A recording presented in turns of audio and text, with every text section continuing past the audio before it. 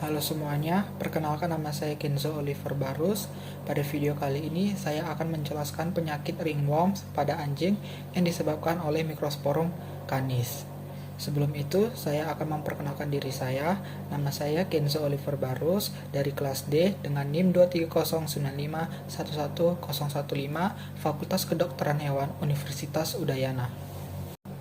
Baik, di sini saya akan menyampaikan topik pembahasan yang dimana ada latar belakang, lalu ada permasalahan kasusnya, selanjutnya ada pembahasan tentang Microsporum canis, pembahasan tentang penularan, tanda klinis, diagnosa, pencegahan, pengobatan, kesimpulan, dan daftar pustaka. Baik, pembahasan yang pertama itu latar belakang, yang dimana masalah kulit pada anjing menjadi perhatian serius bagi pemilik hewan peliharaan karena dapat mempengaruhi kesehatan anjing tersebut.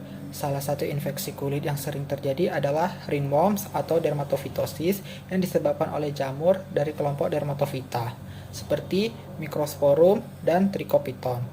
Dermatofitosis ini dapat menular antar sesama hewan dan antara manusia dengan hewan dan hewan ke manusia, serta merupakan penyakit mikotik yang tertua di dunia. Ringworm dapat menyerang manusia, anjing, kucing, sapi, dan berbagai jenis hewan lainnya. Pada anjing, sekitar 70% kasus ringworm disebabkan oleh Microsporum canis. Penularannya terjadi melalui kontak langsung dengan hewan yang terinfeksi atau melalui benda yang terkontaminasi seperti pakaian, karpet, atau sisir. Baik, selanjutnya permasalahan yang dimana pada anjing yang saya temukan di jalanan, anjing tersebut mulai menunjukkan gejala berupa bercak, kebotakan, berbentuk melingkar di sekitar area kepala. Kulit di area yang terinfeksi tampak kemerahan, bersisik, dan anjing tersebut seringkali menggaruk yang dapat menyebabkan iritasi tambahan. Berdasarkan pengamatan, anjing tersebut diduga terkena penyakit ringworms atau dermatofitosis yang disebabkan oleh jamur Microsporum canis. Selanjutnya pembahasan tentang Microsporum canis, yang dimana Microsporum canis merupakan jamur Dermatophyta zoofilik yang penyebab utama infeksi dermatofisis pada hewan. Dermatophyta merupakan golongan jamur yang melekat dan tumbuh pada jaringan keratin. Jamur menggunakan jaringan keratin sebagai sumber makanannya. Jaringan yang mengandung keratin ialah jaringan seperti stratum corneum kulit, kuku, dan rambut. Mortalitas penyakit ini rendah, namun demikian kerugian ekonomis dapat terjadi karena kerusakan kulit dan rambut atau bobot badan turun karena hewan menjadi tidak tenang serta adanya risiko zoonosis yang ditimbulkan oleh Microsporum canis. Jamur ini biasanya hidup dan berkembang biak pada hewan seperti kucing dan anjing dengan penyebaran yang luas di seluruh dunia. Microsporum canis memiliki hifah yang bersepta serta menggunakan makrokonidia dan mikrokonidia sebagai alat reproduksi. Selanjutnya morfologi pada Microsporum canis, yang dimana morfologi Microsporum canis dapat dilihat secara makroskopis dan secara mikroskopis. Yang pertama, morfologi secara makroskopis. Pada media SDA atau Sebarodextro agar, koloni Microsporum canis tampak berwarna putih dengan sedikit nuansa kekuningan hingga kecoklatan. Koloni tersebut memiliki tekstur halus menyerupai bulu dengan serabut hifah yang tampak kasar. Jamur ini membutuhkan waktu sekitar 1 minggu untuk tumbuh. Lalu morfologi secara mikroskopis. Dalam pengamatan mikroskopis, mikrokonidia terlihat berbentuk lonjong, dindingnya tipis, dan jarang ditemukan. Sedangkan makrokonidia memiliki bentuk seperti daun, terdiri 6 sel atau lebih, dengan dinding yang tebal dan ujung yang meruncing. Selanjutnya, siklus hidup dari Microsporum canis. Yang pertama, pembentukan spora. Microsporum canis menghasilkan 2 jenis spora, yaitu makrokonidia dan mikrokonidia. Makrokonidia berukuran besar, bentuknya kuparan, berdinding tebal, dan terdiri dari beberapa sel. Sedangkan mikrokonidia ukurannya lebih kecil, bentuknya lonjong, dan dindingnya tipis. Yang kedua, penyebaran spora. Spora dilepaskan ke lingkungan dan dapat bertahan dalam kondisi kering maupun lembab. Spora ini dapat menempel pada inang baru melalui kontak langsung dengan hewan atau manusia yang terinfeksi, atau melalui benda yang terkontaminasi seperti sisir, pakaian, karpet, dan lain-lain. Yang ketiga, infeksi inang. Setelah kontak dengan inang yang rentan, spora berkecambah dan menginfeksi jaringan keratin seperti kulit, rambut, atau kuku. Jamur memecah keratin untuk mendapatkan nutrisi yang menyebabkan lesi kulit yang khas. Dan yang terakhir itu pertumbuhan dan reproduksi. Jamur tumbuh dan berkembang biak di jaringan inang, pembentukan hifah dan menghasilkan lebih banyak spora. Spora baru kemudian dilepaskan ke lingkungan dan melanjutkan siklus hidupnya. Baik, selanjutnya pembahasan tentang penularan. Yang pertama, kontak langsung dengan hewan yang terinfeksi. Anjing dapat terinfeksi melalui kontak fisik dengan hewan lain yang sudah terinfeksi ringworm. Hal ini umum terjadi di tempat dengan populasi hewan yang padat seperti penampungan hewan atau lingkungan luar. Yang kedua, kontak tidak langsung melalui benda yang terkontaminasi, yang dimana spora jamur dapat bertahan di lingkungan selama berbulan-bulan.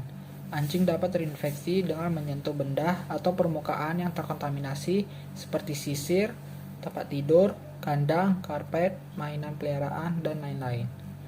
Yang ketiga, melalui lingkungan yang terinfeksi, yang dimana spora jamur dermatofita dapat menyebar di tempat-tempat yang sering digunakan oleh hewan seperti kandang, halaman, atau lantai yang tidak dibersihkan secara rutin. Lingkungan yang lembab dan hangat sangat mendukung kelangsungan hidup spora ini. Dan yang terakhir, melalui manusia atau hewan lain sebagai pembawa, yang dimana manusia atau hewan yang membawa spora di kulit atau pakaian, meskipun tidak menunjukkan gejala infeksi, dapat menjadi sumber penularan bagi anjing. Selanjutnya, tanda klinis. Yang pertama, lesi kulit, yang dimana lesi kulit biasanya berbentuk lingkaran atau oval dengan tepi yang lebih jelas, merah, dan menonjol dibandingkan bagian tengahnya. Lesi tersebut dapat tampak bersisi dan lebih kering. Yang kedua, kebotakan lokal atau alopecia. Kebotakan lokal sering terjadi di sekitar area yang terinfeksi.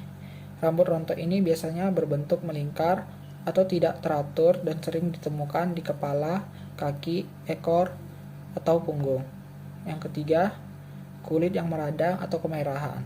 Kulit di sekitar area tersebut mungkin juga tampak meradang atau kemerahan, dan beberapa anjing menunjukkan tanda-tanda gatal ringan hingga sedang. Dan yang terakhir, kerak. Pada infeksi yang lebih lama, lesi dapat ditutupi oleh kerak kering. Kulit di area tersebut mungkin tampak lebih tebal, yang menandakan infeksi telah berkembang lebih lanjut.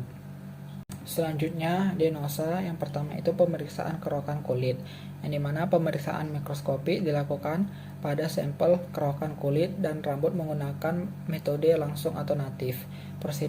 Prosedurnya melibatkan pengambilan kerokan dari pinggiran atau tepi lesi serta sisa-sisa jaringan menggunakan pisau bedah kecil atau scalpel. Sampel tersebut kemudian ditempatkan di atas kaca objek, kemudian ditutup dengan kaca penutup, dan ditambahkan larutan KOH 10% untuk analisis. KOH 10% ini berfungsi sebagai agen keratolitik, yaitu untuk melisiskan keratin yang ada pada kerokan kulit dan rambut. Yang kedua, pemeriksaan menggunakan Wurtz lamp. Pemeriksaan dengan Wurtz lamp dilakukan dengan mengamati langsung setiap lesi. Jika terlihat pendaran berwarna hijau kekuningan, ini menunjukkan keberadaan agen dermatofisis. Pendaran tersebut terjadi akibat reaksi antara metabolit dermatofita dengan sinar ultraviolet. Dan yang terakhir, kultur jaringan, yang dimana sampel kulit, rambut, atau kuku ditanam di media pertumbuhan jamur atau SDA. Kultur ini memerlukan waktu beberapa hari hingga minggu untuk tumbuh. Selanjutnya, pencegahan yang harus dilakukan. Yang pertama itu menjaga kebersihan anjing, yang dimana mandikan anjing secara rutin dengan sampo yang sesuai, terutama setelah kontak dengan lingkungan yang berisiko tinggi. Pastikan bulu anjing tetap bersih dan kering karena lingkungan lembab mendukung pertumbuhan jamur tersebut. Yang kedua, perawatan lingkungan, yang dimana bersihkan kandang, tempat tidur, dan area bermain anjing secara rutin menggunakan disinfektan yang efektif terhadap spora jamur. Cuci perlengkapan anjing seperti mainan, alas tidur, dan pakaian secara berkala. Yang ketiga, hindari kontak dengan hewan terinfeksi. Pisahkan anjing sehat dari anjing atau hewan lain yang diduga terinfeksi ringworms. Yang keempat, pemeriksaan kesehatan rutin, yang dimana bawa anjing ke dokter hewan secara berkala untuk pemeriksaan kesehatan. Jika ada tanda-tanda infeksi, segera konsultasi dengan dokter hewan untuk diagnosis dan pengobatan. Yang kelima, meningkatkan sistem kekebalan tubuh anjing. Berikan makanan bergizi dan suplemen yang sesuai untuk menjaga kesehatan kulit dan bulu anjing. Hindari situasi yang dapat menyebabkan stres pada anjing, karena stres dapat menurunkan imunitasnya.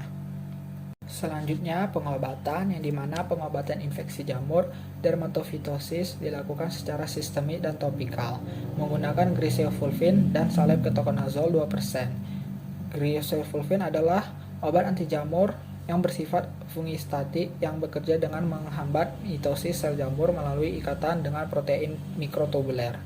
Obat ini diberikan secara oral, 1 tablet per hari, dan dapat dicampurkan dengan makanan untuk mempermudah pemberian.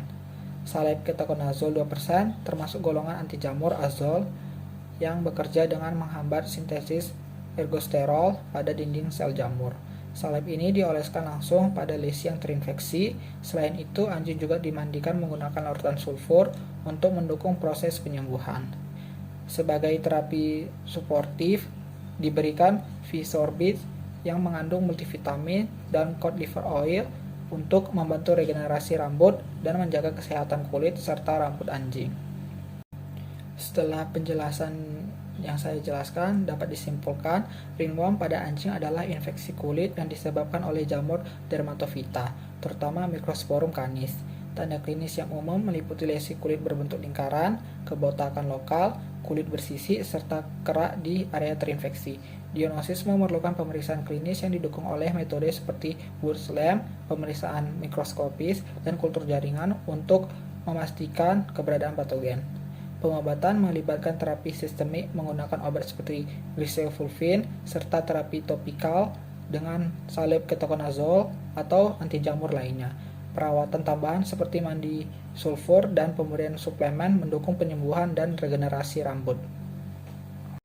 Berikut merupakan referensi yang saya gunakan. Sekian dari video saya, terima kasih.